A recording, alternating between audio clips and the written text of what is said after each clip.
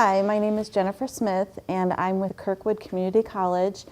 This session of the Kirkwood Baking and Pastry Skills Series will focus on putting fondant on your cake. So let's go over some of the tools that I use. Okay, we're going to start with our fondant smoothers. You can get those at Joann Fabrics, Michaels, they're by Wilton. You can also get them from other companies as well. Some shortening, which is going to help condition your fondant. A pizza cutter, a little shaker. This is filled with cornstarch. You can also fill it with powdered sugar. I prefer cornstarch. A rolling pin, a mat where I roll out my fondant. This is a really nice mat. You don't necessarily need one. This is by Edico, and I got this off of Amazon. It's a 24 by 24, so it's a really nice size.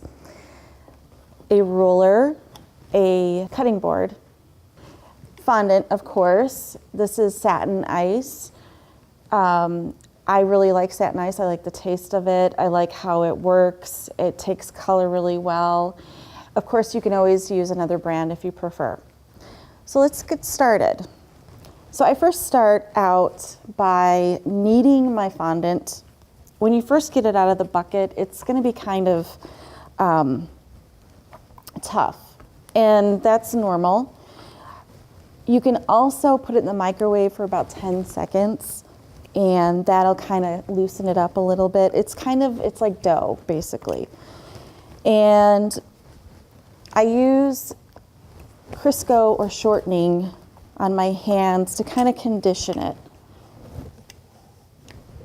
However, Crisco doesn't necessarily hydrate fondant, but you can use it to kind of soften it up a little bit.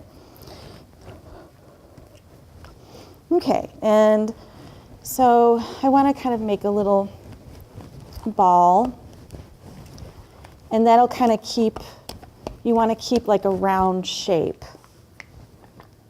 as best as you possibly can. So you're probably wondering how far, how large do you roll this out based on the size of your cake. So you're going to take your ruler and you're going to measure from the bottom to the top. So that's about almost 3 inches. So that's 6 inches, and then you're going to measure the top of your cake, and it's about 9.5. So 15 inches, you want to add another 2, that's 17 inches. So what you're going to do is you're going to roll it out 17 by 17 circle, or at least get close to that. If you have excess, that's fine. There's nothing wrong with that. Okay, so I'm going to just add a little bit of cornstarch on my mat.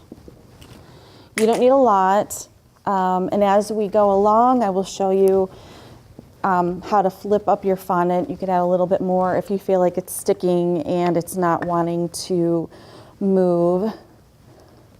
So you're just going to start really easy, going every which way to kind of keep that circle.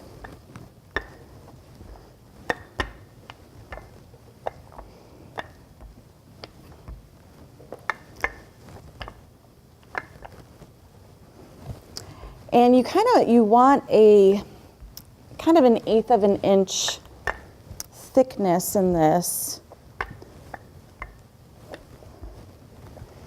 And sometimes that is hard to gauge. You can use your ruler for that, kind of like well, okay, so this is maybe about a little over 1/4. So you still have a little bit of ways to go. And just knowing the thickness comes with experience as well. You get the hang of it. You start to kind of feel when you need to stop rolling. and when the thickness is to your liking. So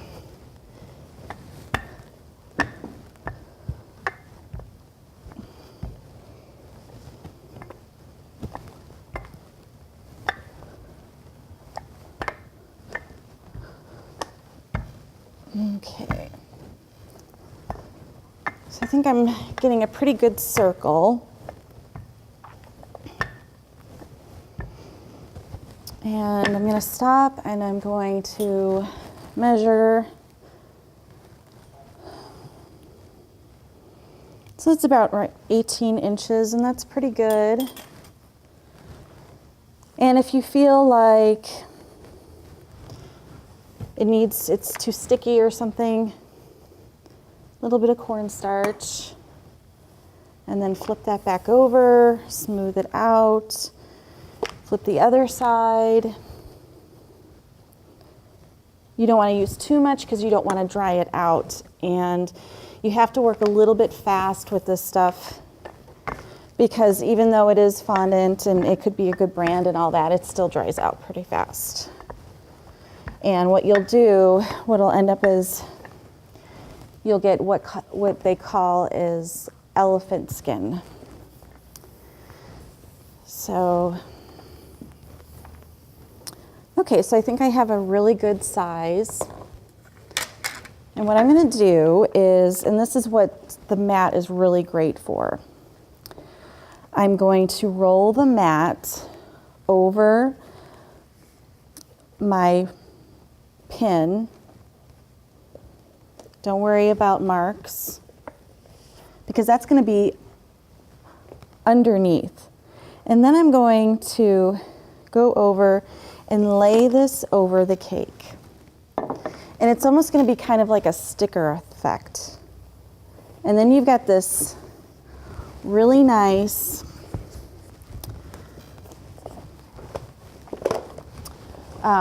finish. Now there is a little bit of cornstarch, that's okay.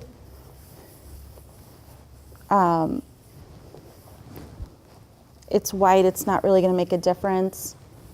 So what you want to do is when you first roll it on, you want to make sure that your top is smooth and flat, and then you want to start working your sides.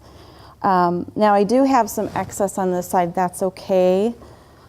So this is how we're going to do this, is we want to start working the sides, and you want the palm of your hands to be working, to be adhering to the cake. So as you're doing this, with one hand, you want to keep the other hand holding the fondant, and you're going to go farther down.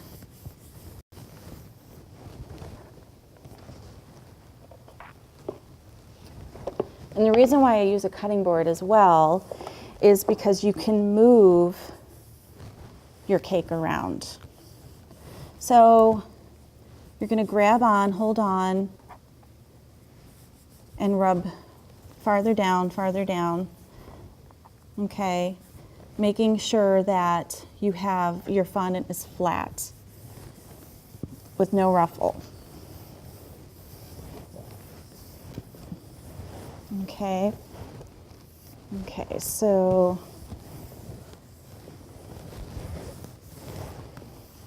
just want to make sure. And if you have any air bubbles and you will be able to feel them, you can take a little pin, just lightly prick it, and then just go over it a little bit.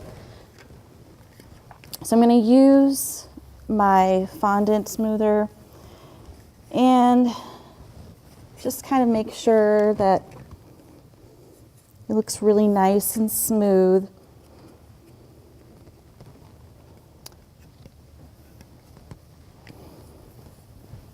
Okay. So there you go. Now, if you do have, if say you're doing a black cake or a red cake with red fondant, and you use your cornstarch, you're going to see that cornstarch on that fondant. So what I suggest and what I do is I have one of those handheld steamers, and what you can do is you can steam your cake, and that'll get rid of the cornstarch effect, or it'll make it kind of dissipate. So I have that here, but since it's a white cake, I'm not really worried about that. Okay, so now we're going to get rid of the excess. And this is what your pizza cutter is for. So I'm just going to go around making sure that I get that edge.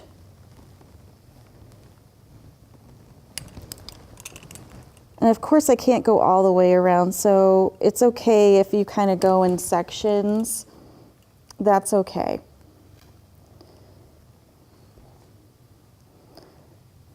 Okay. All right, so I get that little bit out there. There we go. And as soon as you're finished with your excess, you're going to put it back in your bag, unless you have a lot of stuff on it and you don't want to use it, that's fine. But I normally keep all my excess. And you want to keep that covered for your next cake. Okay, so here we have a nice, very nice close cut on your edge here. I recommend, if you can see your board, which sometimes that can happen, is what I do is I usually take my smoother, I smooth it a little bit down so you do not see that board. It's just nice to have a really clean cut, and then if you have it on, if you happen to be stacking a cake, you don't want to see a gap between the two cakes. Here's another tip is if, say, you're making a cake and you want to fondant the day before your event, what you can do is you can put it in the refrigerator, but make sure you wrap it up very well with saran wrap. That way it'll keep your cake chilled inside, but your fondant should be okay. If you let it rest overnight out in the air, your buttercream could actually kind of melt a little bit and your cake could settle. And what happens is your cake might end up like coming out a little bit of the fondant. That's happened to me a few times before. So what I recommend is wrapping it up very nicely, just more saran wrap the better, and putting it in your refrigerator, and you'll love your results. When you take it out, keep in mind when you do take your saran wrap off of it, your cake will sweat, and that's okay. You just let it sit out, put a fan in front of it, it should be fine. So now you have a perfectly beautiful fondant cake.